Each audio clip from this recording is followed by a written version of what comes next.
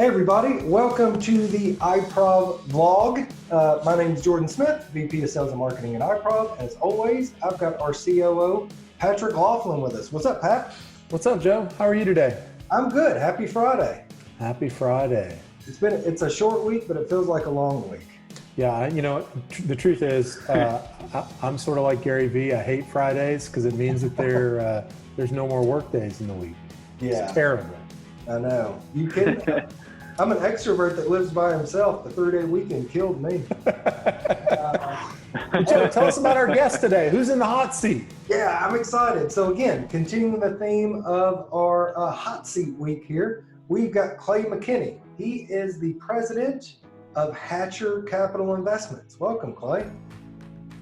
Thanks for having me, guys. I'm excited to be here. Yeah, we love it. If for all of our local viewers here that are in the Arkansas area, you guys probably know a lot about the Hatcher Agency. They do a lot of good stuff from an employee benefits. Clay's in a very specific department. So, Clay, tell us a little bit about Hatcher Capital Investments. What's your role there? Well, it's a whole other business too, isn't it, Clay? It's completely separate from the Hatcher Agency. It is, yes. Greg started Hatcher Capital Investments, I guess, back in 2015. It was originally created to be a family office for the Hatcher portfolio, and he hired me at the end of 2018 to start offering some of those same services to our business clients and our individual clients as well. So we do a lot of retirement plans and individual retirement accounts and investment accounts and so on and so forth. Very cool. Well, I mean, don't let Clay's mild-mannered demeanor and appearance fool you. He's actually a pretty engaging and fun guy. Last week at office hours, he had us all laughing for the better part of an hour. So that's why we invited him on today. So tell us about your role at Hatcher Capital Investment and sort of what you do for businesses like iProv. Yeah. So again, my role really is to just be another service to our Hatcher Agency clients. Like iProv, for example, when I first met with Roxanne and, wasn't super pleased with current service on the retirement plan, that's when the Hatcher Agency connected me with Roxanne to just see if we could be of help, because even though we are a separate company from the Hatcher Agency, we operate on the same basic principles because we're owned by the same person, right? So, you've heard from the Hatcher Agency preaching outrageous service, preaching the best price for our customers. That's the same type of mentality that I have at Hatcher Capital Investments. We want to make sure that you guys get the best plan, the best price, the best investments available, and also, building those relationships with each other so we actually enjoy working together. And I'm not just some random guy that comes in every, once a year or a couple times a year.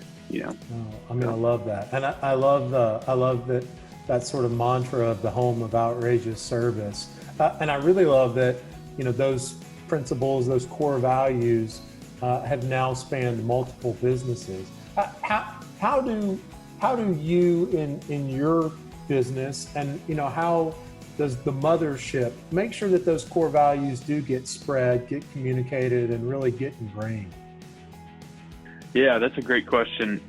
So like you guys and like most businesses, we've got weekly meetings, at least weekly meetings, to make sure that we're still driving home those same principles. Greg gives everybody the ability to do what they need to do to take care of the customer, right, without management approval. So he reminds us of that constantly. And with Zoom, we've been able to have some more pep talks throughout the week, which has been fun, just to keep us motivated and keep that drive going to really take care of the customer and make sure we're keeping them first. Yeah. Well, and one of the things that's been super helpful it was super helpful for me and for our finance team was you guys hosted a couple of PPP webinars.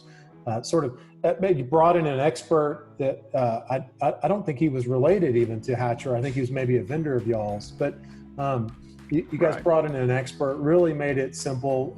Back of the class kids like me need simple explanations. But how has this situation, where we're all sort of adapting to the new way of operating, how has that sparked some new ideas for ways that you can offer your customers outrageous service? That's another great question. We've definitely done a lot of adapting over the last few months. With that outrageous service, we really like to be in front of our customers and see them on a pretty regular basis, just to help strengthen that relationship. But obviously with COVID, we haven't been able to do that. So we keep that's a desk where for Zoom Dottie at the comes into play. Yeah, exactly. Dottie's great at keeping in touch with her clients. She does a really good job.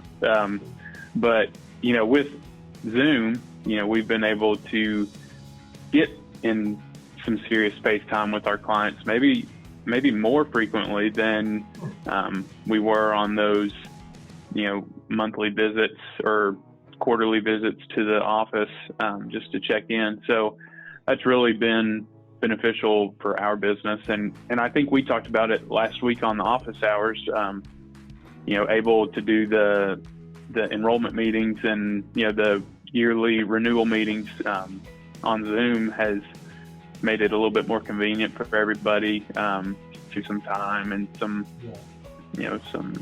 gas and expenses and all that stuff. So it's been really beneficial to add that in our quiver, I guess. Well, I love that. And I want to go back to something that you said that I want to make sure the viewers didn't kind of gloss over, which you talked about, empowering your team to do what's right for the customer and take care of them without having, a big slog of moving something up the chain. We talk about that all the time too. With the caveat of that means that there's going to be failure along the way, and we have to be okay with somebody doing something different than we as leaders would do, knowing that they just had to make a decision to make something either right or, get the client. So talk about kind of, your process with doing that and how you make sure you pass that message along to your team, because especially now, I feel like it's more important than ever as there's more remote offices. I'm not able to pop down the hall and poke my head in and ask Pat a quick question. And neither is our team, right? And we've got Slack and email and text, and I can always pick up the phone and call, but it seems like that kind of ease of communication is a little bit broken. So tell me how you make sure that your team knows that they've got that leeway to do what's right for the client, how you communicate that now. Yeah. So when it comes to communicating that with our team within the agency, obviously you guys know this, being in a marketing agency, that people talk about their good experiences. They also probably talk more about their bad experiences more than their good experiences, right? So, our goal is just to make sure that those bad experiences don't happen, right? So by having that ability to make that split decision to go ahead and say, hey, we're going to make this right for you before it gets way out of hand, not only will it stop some of that bad publicity from happening, but also you're a lot more likely to tell people about this awesome thing that the Hatcher Agency did or the Hatcher Capital Investments did to make it right when they may have messed something up or when something was misunderstood and expectations weren't met. Well, so Clay, I'm sure that since you guys are so good at talking to your clients on a regular basis, I'm sure that you're hearing things out when you're talking to people that you do business with. What are you hearing from people in the marketplace? You think that most of them are scared right now, or do you think that that there are enough people out there that see the opportunity coming and are getting excited about things? Or is it mostly caution right now? Yeah. Are you talking about just specifically investing in the market, Pat, or just in general? Mm-hmm. Yeah. So when it comes to investments, I think this has been a time where a lot of people are, obviously there's a little bit of concern, but at the same time they're realizing what an incredible time it is to get invested in the market, just because we don't see dips like we did in March very often. Maybe once every 4 or 5 years, if not longer than that. So I would say that, especially for the younger generation, it's a very exciting time to be investing. But as for businesses in general and people in general, I think there's still a lot of uncertainty out there. I know that in the South and in Arkansas, like, we've started to reopen some things, and things are kind of wanting to go back to normal. But I've got friends on the west or the East Coast or the West Coast or even down in Dallas that they've said they're not going back to work until October, or at the earliest. So I just I know that there's still a lot of uncertainty, but it's a great time for businesses like us and like you guys to really get in there and show your value and be a resource during this time of uncertainty where people are not really sure what to expect over the next few months. No, I love that. I love that idea of be a resource, be valuable, or be gone, because this is the time when everybody needs to grab a shovel and start digging. So I love that. Exactly. Yeah. Greg uses everybody's got to row the boat, right? If you got one person not rowing, we're not doing our best. So we need everybody rowing the boat, which is what we've been doing right now. So I don't want you to give us investment advice, but where should we be sticking our money right now, Clay? Should we be sticking it in index funds? You got a stock you like? Should we shove it in our mattress? Where should we be putting our money? Money talk. No, that's it. Oh yeah, that's a great question. There's obviously a lot of good investments out there right now. A lot of things on sale. Obviously, you can't go wrong with a good low-cost index fund with Vanguard or Schwab.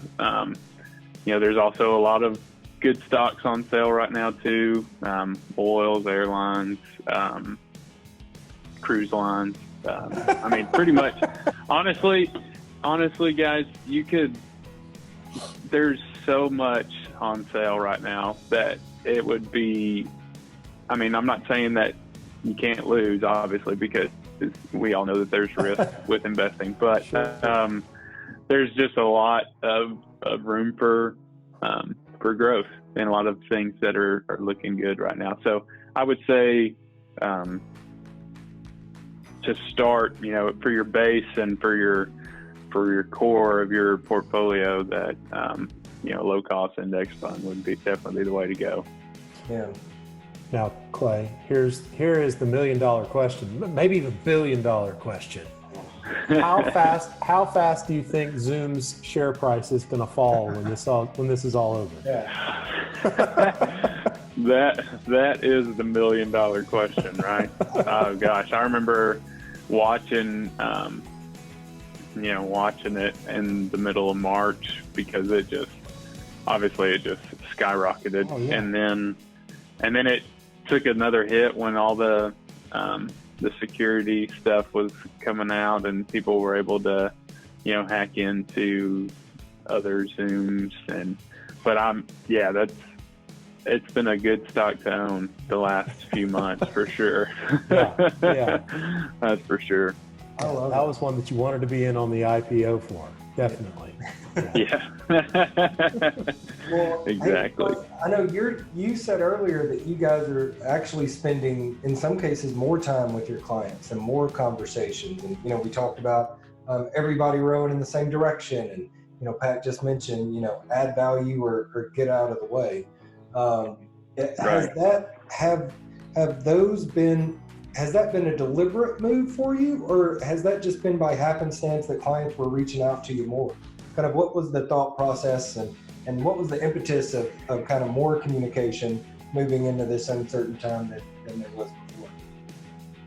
Yeah, that's a good question. I think it's been a little bit of both. I know that our clients have been reaching out more frequently, like, for example, on the investment side, when March was really bad, there was some concerns, so people were calling in then, but more so on the insurance side of the business with all of the questions about the PPP loan, and we've had a lot of calls from that. But I mean, you guys know from working with the agency, our goal is to be in that constant communication anyways. So I don't necessarily know if it has, I guess it has increased some, just because, our clients are calling in with maybe more questions than usual, just because it's been a weird time. But I guess for me, it's a lot easier to just pick up the phone and call and check on somebody than to drive, or not that I don't want to not that I'm going to get rid of that side of the relationship, because this is, being with people in person is a big relationship strengthener. So I look forward to being able to come back and hang out at iProv's office and getting to go see my clients. But I'm thankful that we've taken this opportunity to really grow and strengthen our communication skills outside of face-to-face communication. Well, I love that concept. I love it too. Yeah. And I think that's the best kind of capstone that we can put to this conversation. Is a lot of people are saying, well, all this is going on. No one wants to, use this opportunity if you guys are still remote, because we've talked about it before too, Pat, that usually the 40 minutes to and from the meeting that we would have, now you end a meeting and there's nothing stopping me from right after this is over, picking up my phone and starting to call a couple other people and just check in on them. So Yep. We used to have kind of that built-in downtime, which now it can be exhausting not having that. Yeah. Also use it to your advantage. There's nothing that says I can't hop off this meeting and 5 minutes later I'm right there and ready for another one. So I love that concept. Well, Clay, we appreciate you being on, and I know you've got a ton of knowledge, and I think we're going to have you back on again and talk about more specifics. But for now, for anybody who's got any questions, I would love that. reach out to you personally. What's the best way to get in touch with you? Yeah, my cell phone number is 903-399-8809, and my email is clay@hatchercapitalinvestments.com. So we'd love to be a resource for you guys and help in any way that we can. Well, and I'll give a personal testimonial. There is no one that is sort of a bigger fan of their clients than the people over at Hatcher. Yep. From doing little things like coming to office hours last week, and you don't know how much that meant. That was a big deal. Just showing up with, it was fun. With snacks and to make sure we don't have any questions every once in a while. You can really feel how much you guys love, and take care of your clients. So I think I appreciate that. Thank you. Core values run deep. Thanks so much, Clay. Clay, we appreciate it. And he's serious when he says reach out. Thanks, guys. Yeah, if y'all have any questions, cell phone number, no better way than that. Thanks so much, Clay. That's right, man. Appreciate it, guys. Have a good one. Y'all too. All right. Peace. We'll get this right someday, Keith. Leave that in there, Keith.